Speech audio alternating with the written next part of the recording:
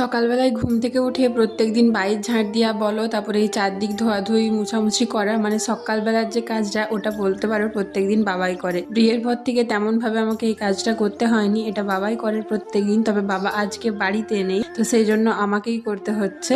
আজকের পুরো সকালবেলাটা রয়েছে অনেক চাপ, মানে অনেক সকালই ঘুম থেকে উঠেছি। তারপরে দেখো এখানে বাইরে ঝাঁটপাট দেওয়া কাজকর্মগুলো, এগুলো আগে করে নেব। তারপরে রয়েছে আবার বাবানের স্কুল, তারপরে আবার আজকে হচ্ছে শ্রাবণ মাসের প্রথম সোমবার। মন্দিরে আর জল ঢালতে না গেলেও আমাদের বাড়িতে যে শিবের মূর্তিটা রয়েছে, মানে শিবলিঙ্গটা রয়েছে, সেটা প্রতিষ্ঠা করাই, তো সেটাকেই আজকে বাড়িতেই পুজো করে দেব। তো তার জন্য সকাল সকাল স্নান ধানও আজকে কমপ্লিট করে নেব সবকিছু। এত সকাল ঘুম থেকে উঠতে হয় না, তবে এখন 3-4 দিন বলতে পারো পরপর এরকম সকাল সকালই আমাকে উঠতে হবে, কেননা বাবা বাড়িতে থাকবে না, সেই জন্য।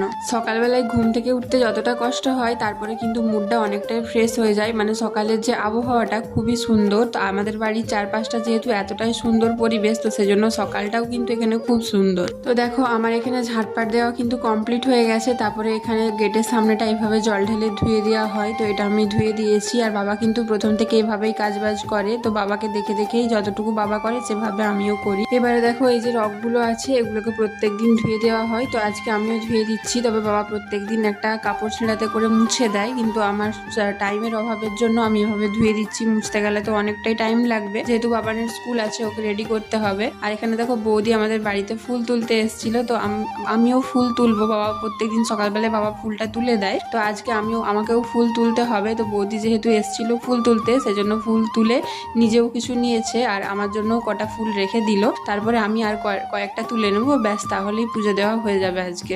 আর এই যে দেখো আমাদের বাড়ির সকালবেলার পরিবেশ খুবই সুন্দর, যেহেতু এখনো রোদ ওঠেনি, খুব একটা গরমও নেই, তবে বর্ষাকালের যে একটা ভ্যাপসা গরম ওটা তো থাকবেই। তো পরিবেশটা খুবই ভালো, যেহেতু ক্যাটক্যাটে রোদটা এখনো ওঠেনি, সেই জন্য। তো চলো বাইরের কাজ তো কমপ্লিট করে নিয়েছি, এবারে চলে এসেছি ঘরে। এবারে ওই টেবিলটা মুছে নেবো, মানে টেবিলের পাশে আমাদের যেটা ফিনাইল জল রেডি করা থাকে, ওটা টেবিল মোছার জন্য, তো সেই জন্য ওইটা পাল্টে আর টেবিলটা একটু পরিষ্কার করে নেব। আর তোমাদের দাদা ভাইয়ের সঙ্গে আমার এখানে একটা তর্ক চলছে, মানে সকালবেলা আরো তাড়াতাড়ি অ্যালার্ম দিয়েছিলাম ওঠার জন্য, কিন্তু উঠতে পারিনি। অ্যালার্মটা বাজতে আসলে অ্যালার্মটা বন্ধ করে আবার শুয়ে পড়েছিলাম, এটাই হচ্ছে আমার ভুল। তো আমাকে বলছে অ্যালার্ম দাও কিসের জন্য, যদি অ্যালার্ম বন্ধ করে আবার ঘুমিয়ে যাবে।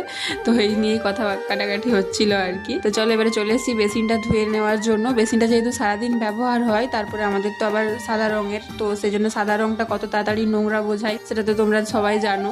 তো এখানে ওই জন্য প্রত্যেক দিনই একবার করে ধুয়ে দেওয়া হয় সকালের দিকে, পারলে সারাদিনে আরেকবার ওরকমভাবে মেজে ধুয়ে পরিষ্কার করে রাখি, তবে তো পরিষ্কার থাকবে, না হলে তো ম্যাজ ম্যাজ করবে, যেহেতু আবার সাদা রং, একটু কিছু দাগ লেগে গেলে আরও বেশি নোংরা লাগে দেখতে। তো চলো সকালের কাজবাজ কমপ্লিট করে নিয়েছি সব কিছু, এবার ব্রাশ করে নিই। আর ওদিকে দেখো রাধা দিদিও